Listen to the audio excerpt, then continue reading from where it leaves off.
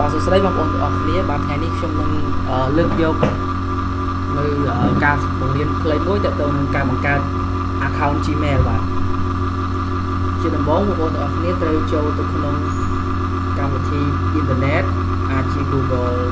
Chrome ឬក៏ Mozilla Firefox ហើយបន្ទាប់មកបងប្អូនធ្វើការបង្កើត Gmail ដោយវាយពាក្យ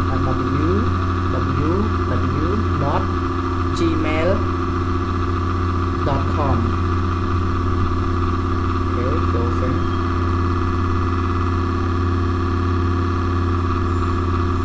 ហើយចុចយកពាក្យ Gmail បាទនេះដោយសារតែនៅក្នុង account របស់ខ្ញុំអញ្ចឹងខ្ញុំធ្វើការ log ចេញសិនដើម្បីបង្កើតសូមបងប្អូនចាំបន្តិចទៅអូខេបន្ទាប់មកបងប្អូនចុចទៅលើពាក្យ create account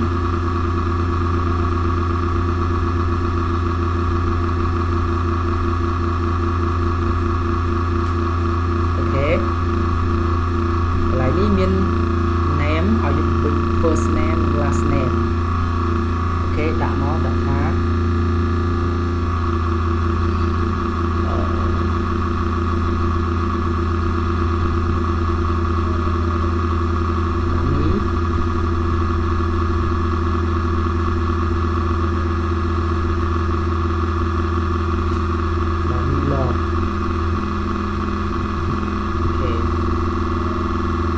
បន្ទាប់មកគឺយើងត្រូវការកន្លែងនេះ choose your username ដាក់ឈ្មោះមកបាទនេះ love ដាក់លេខអីទៀតទៅ 168@gmail.com បាទឃើញថាពេលដែលយើងដាក់ចឹងទៅគឺវាមានឈ្មោះនេះគឺវាមានគេប្រើរួចរាល់ហើយអញ្ចឹងយើងត្រូវការធ្វើការបដូរលេខដាក់លេខអីផ្សេងវិញខ្ញុំដាក់125អូខេគឺថានៅមានអ្នកប្រើដដែលអញ្ចឹងខ្ញុំសូមចុចយកកន្លែងនេះតែម្ដង D love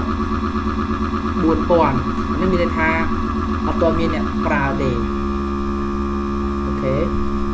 create a password កន្លែង create a password នេះមានន័យថាយើងដាក់អក្សរធំជាលេខឬក៏ជាសញ្ញាធ្វើយ៉ាងណាឲ្យ password របស់យើងនឹងមានលក្ខណៈ strong បាទខ្ញុំសូមវាយអូ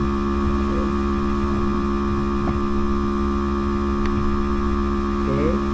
ទៅដូតឡើយទេតាមសញ្ញាអីមួយទៅ strongតទៅទៀតយើងវាយកន្លែង confirm your password អូខេ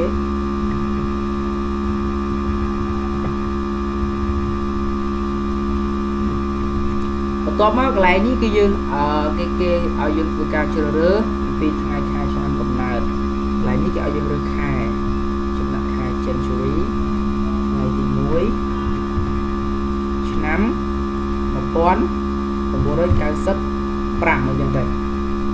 ន្លែងនេះ gender នេះគឺមានន័យថាឲ្យយើងជ្រើសរើស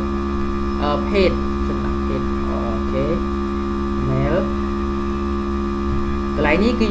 គេតម្រូវឲ្យយើងដាក់លេខទូរស័ព្ទអញ្ចឹងខ្ញុំធ្វើការដាក់លេខទូរស័ព្ទរបស់ខ្ញុំ017អូខេខ្ញុំបដូរដាក់ប្រើ smart វិញ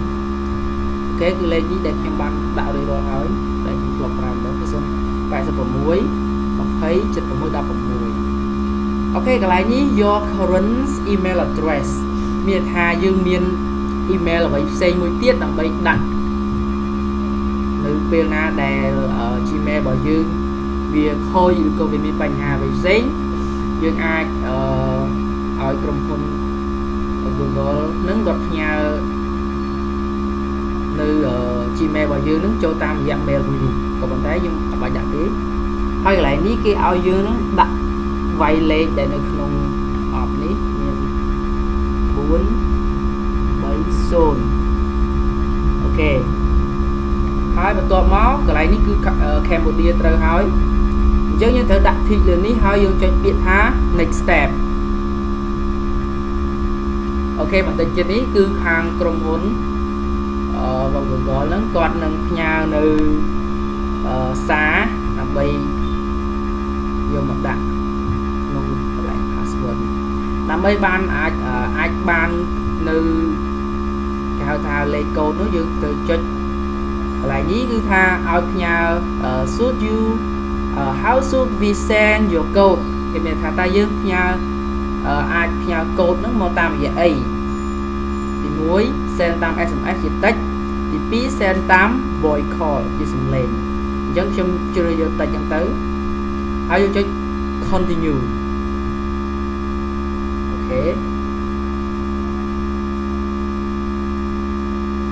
បាទខ្ញុំធ្វើការបើកលេខកូដនឹងដាក់សិនមាន83 sorry 80 49ចុចពាក្យ continue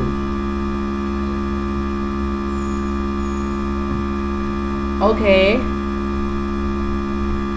account Gmail របស់យើងគឺបានបង្កើតរួចរាល់ហើយ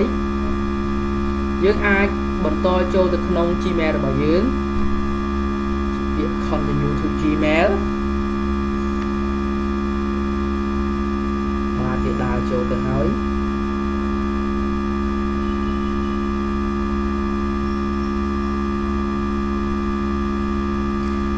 ដោយសារតែអ៊ីនធឺណិតវា slow បន្តិចសូមបងប្អូនចាំតិចសិនទៅ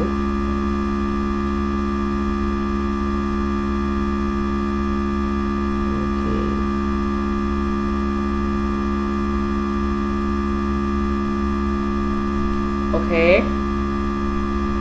វាចេញផ្ទាំងមួយហើយជា dialog មួយ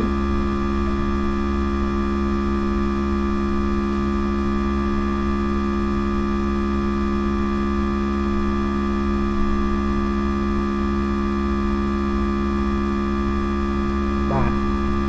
welcome to Gmail អូខេ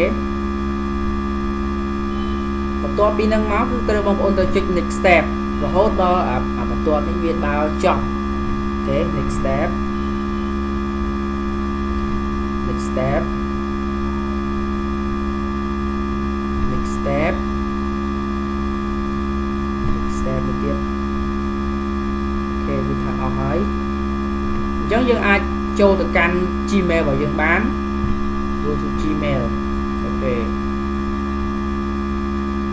ចឹងមានថាយើងបានបង្កើត Gmail រួចរាល់សពគ្រប់អស់ហើយកន្លែងនេះគឺជាឈ្មោះ Gmail របស់យើងអូខេ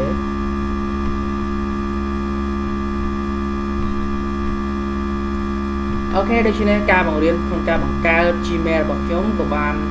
ចប់សពគ្រប់អស់ទៅហើយដែរអូខេខ្ញុំសូមធ្វើការបាទសូមអរគុណដល់បងប្អូនទាំងអស់គ្នាបានតាមដានស្ដាប់វីដេអូរបស់ខ្ញុំនេះ